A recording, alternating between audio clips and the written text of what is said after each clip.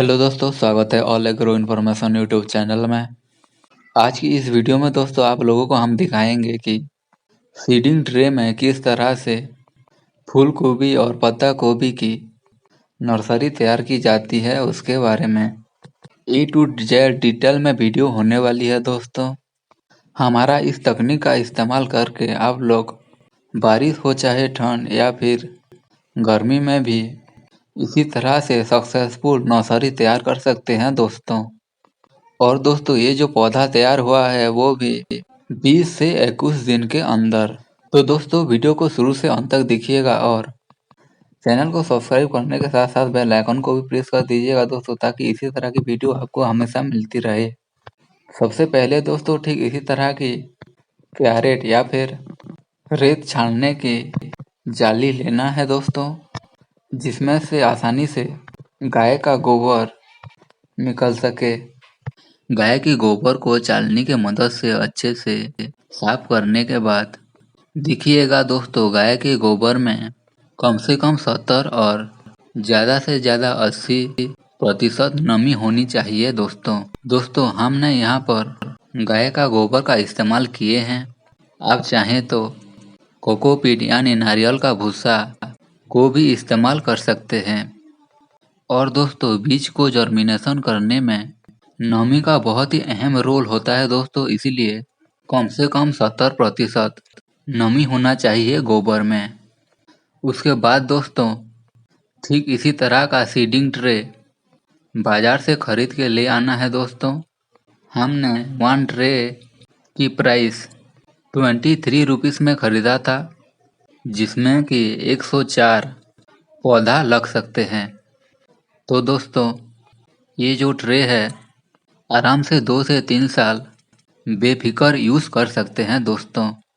उसके बाद गाय की गोबर या फिर नारियल की भूसे को ट्रे के ऊपर डालने के बाद अच्छे से फैला देनी है दोस्तों। अच्छे से फैला देने के बाद हल्का हल्का जो गोबर रह गया है ऊपर में उसको इसी तरह से साफ कर देनी है दोस्तों। जब ये पूरी तरह से साफ हो जाए तब एक छोटी सी लकड़ी की मदद से आराम से हल्का हल्का ठीक इसी तरह से गड्ढा बना देनी है दोस्तों, ताकि बीज डालने में आसानी हो सके। हल्का हल्का गड्ढा कीजिएगा दोस्तों, नहीं तो ट्रे की फटने के भी चांस रहते हैं। और दोस्तों जो गड्ढा है कम से कम आधा सेंटीमीटर से 1 सेंटीमीटर का गड्ढा होना चाहिए दोस्तों, ताकि बीज जल्दी से उग पाए।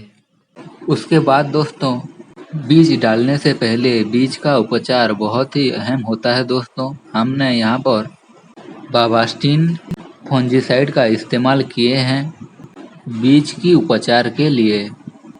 दोस्तों आप लोग बाबास्टिन या फिर यूपीएल कंपनी का साफ फंजीसाइड का इस्तेमाल करके 10 ग्राम बीज में 1 ग्राम बाबास्टिन या फिर यूपीएल कंपनी का साफ फंजीसाइड को बीज के ऊपर डाल देनी है दोस्तों और अच्छे से मिला लेनी है। अच्छे से मिल जाने के बाद 3 से 5 मिनट ऐसे ही खोला छोड़ देनी है दोस्तों। 3 से 5 मिनट बीज को हवा लगने के बाद एक एक करके सीडिंग ट्रे के ऊपर जो गड्ढा बनाया गया है उसके ऊपर डालना है दोस्तों। बीज डालने के वक्त एक बात का ध्यान रखिएगा कि दोस्तों जब आप लोग बीज डालें एक एक बीज ही डालना है दोस्तों। एक एक बीज डालने से होगा यह कि जब आप प्लांटेशन करें तब पौधे की जड़ को किसी भी तरह की नुकसान नहीं होगा। चारों ओर बीज डालने के बाद दोस्तों ट्रे के ऊपर हल्का सा गाय का गोबर या फिर कोकोपीट का इस्तेमाल करके जो गड्ढा बनाया गया था उसको फिल अप कर देनी है दोस्तों। पूरी तरह से अच्छे से फिल अप करने के बाद ट्रे के ऊपर जितने भी बचा कुचा गोबर या फिर नारियल का भूसा रहता है उसे आराम से साफ कर देनी है दोस्तों। पूरी तरह से साफ कर देने के बाद एक एक करके सीडिंग ट्रे के ऊपर सीडिंग ट्रे कम से कम 10 ट्रे और ज़्यादा से ज़्यादा। और दोस्तों एक बात का ध्यान रखिएगा, ये जो ट्रे है हमेशा छाँव में रखनी है दोस्तों, ताकि बीज की जर्मिनेशन अच्छी हो सके। ट्रे को छाँव में रखने के बाद दोस्तों जिस टाइम से बीज डाला गया था उस टाइम से 24 घंटे के बाद ठीक इसी तरह के औजार के मदद से बीज को खोद के देखना है दोस्तों। देखिएगा कि बीज ठीक इसी तरह से उगा हुआ होगा। उसके बाद दोस्तों उसी बीज को अच्छे से फिर से ढक देनी है दोस्तों। ठीक इसी तरह से 2 से 3 बीज को खोद के चेक इन करनी है दोस्तों।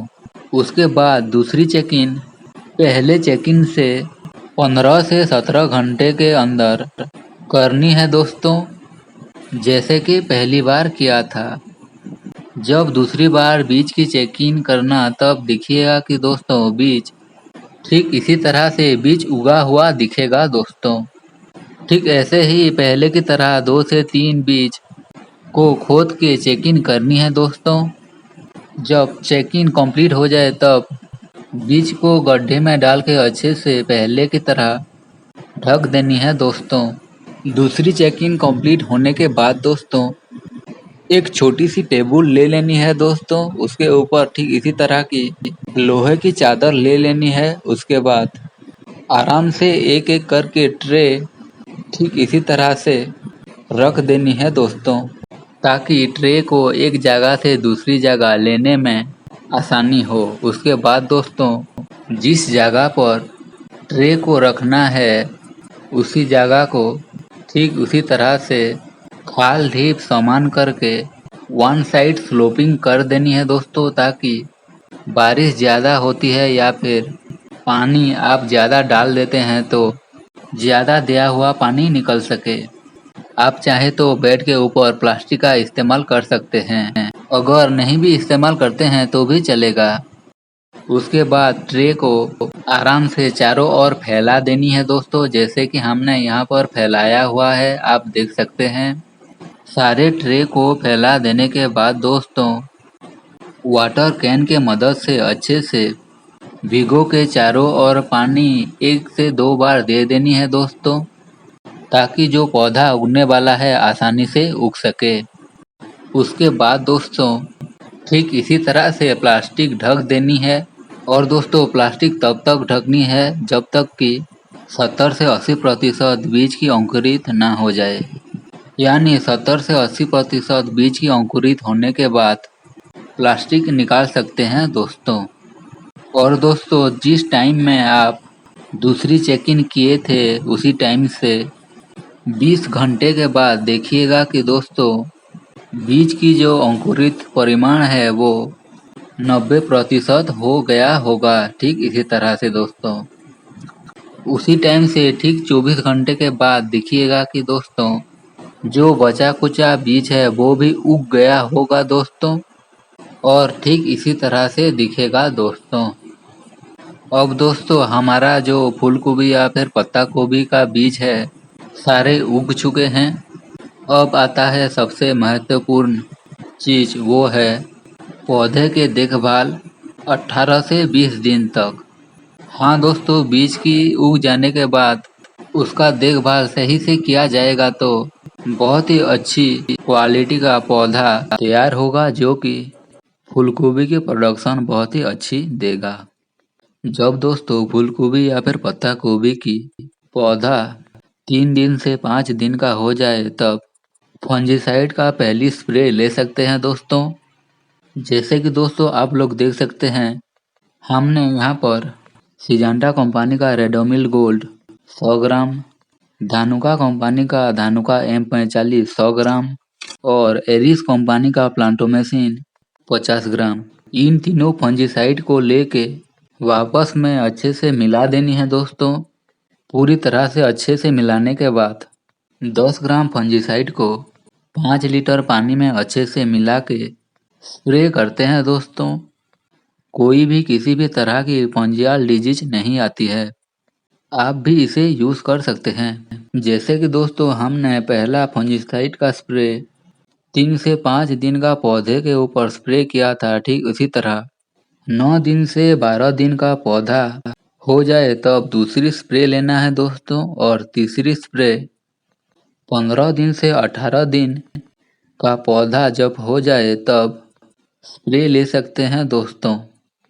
ठीक इसी तरह से 3 दिन से 20 दिन का पौधा को 3 बार फंजीसाइड का स्प्रे लेते हैं तो किसी भी तरह का बैक्टीरियल और फंजियाल डिजीज नहीं आएगी, जिसके वजह से एक भी फूलगोभी या फिर पत्ता गोभी का पौधा खराब नहीं होगा।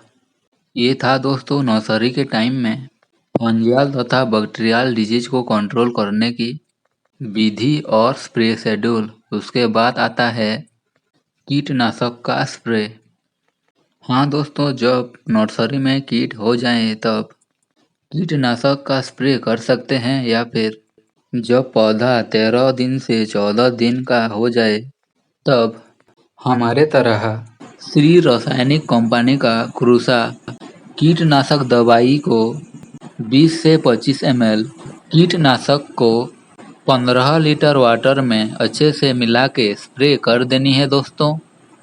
कीटनाशक की पहली स्प्रे 13 दिन से 14 दिन का जब पौधा हो जाए तब पहली बार लेनी है, और दूसरी बार जब पौधा 19 दिन से 21 दिन का हो जाए, यानी पौधा रोपाई के पहले दूसरी बार कीटनाशक का स्प्रे करनी है दोस्तों।